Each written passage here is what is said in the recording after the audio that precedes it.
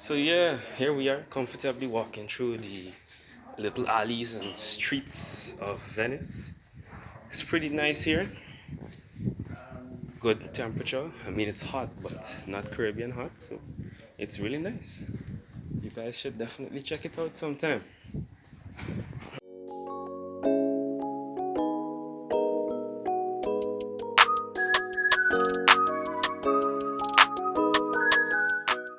Welcome to another episode with the Unspecialist. Last time around, we talked about 5 things to consider when making your New Year's resolutions. So this time around, we're going to talk about the importance of planning. Now, if you look at the video thumbnail, you'll see a photo of the world famous Rialto Bridge in Venice. That was a photo that I got to take in Venice when I was spending some time in Italy for a short training course. Now, while in Italy, getting the opportunity to visit Venice was one that I definitely didn't want to pass up on. However, I spent a lot of time thinking about what I would do there and not enough time thinking about the specifics, because on the way there, on the long drive from Turin to Venice, we were told that we would have just about 5 hours to explore all the different sites in Venice, see as much as we can basically. Now, like most of my colleagues, upon hearing this news, I was a bit concerned. I'm thinking to myself, how the hell am I gonna see as much as I can in Venice in just about 5 hours? Knowing also that Venice, not only being one of the world's most famous tourist destinations, it's also one of the world's most overcrowded tourist destinations. So I was presented with a very interesting situation, one that I had to think to solve. Now, obviously the goal here is to maximize the time, but beforehand, it would have been very counterproductive for me to panic. And I'm not gonna lie, I did panic a bit initially.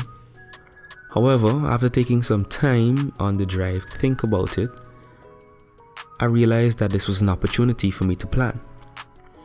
So I took the map that we were given of Venice, and I took the opportunity to check off all the different sites that I wanted to see, all the different places that I wanted to visit,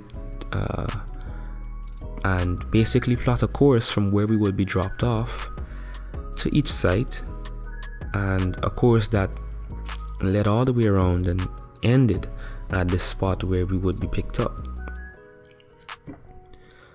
So beforehand, that sounds quite easily said.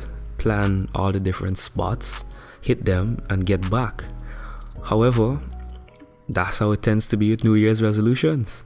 We make the plan, or we make some resolutions, we put together a rough plan, and it's gonna get there. We're gonna get there somehow.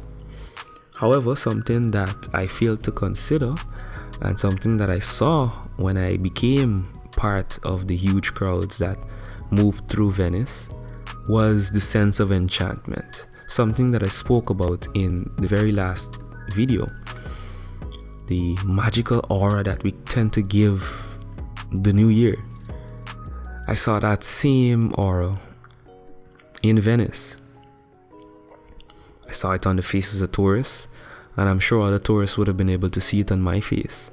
They were enchanted at the different sites, enchanted that they were in one of the world's most romantic tourist destinations with so many beautiful things to see, interesting architecture, etc.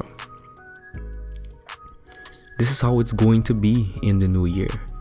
There's going to be lots of interesting things to see. There's going to be lots of distractions. However, having a plan gives you something that you can be accountable to, something that allows you to track your progress.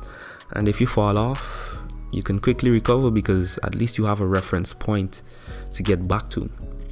For example, if you're trying to lose weight for the new year, you might get sidetracked by some ice cream, some brownies, something of that nature that is gonna tempt you to cheat. However, if you have a plan, you'll know that, hey, I need to forget this, put this to the side, and stick to my plan. We're all gonna be attacked or tempted by distractions, but having a plan gives us something to cut past the fog of uncertainty that surrounds the new year, or surrounds the different goals or resolutions that we might have set for the new year. So, looking back at my time in Venice, having that plan helped me to, despite the distractions, despite the crowd, it helped me to see many different spots and probably see more than most of my colleagues who went there with me, because I was able to move through as efficiently as possible and not simply become one of the crowd.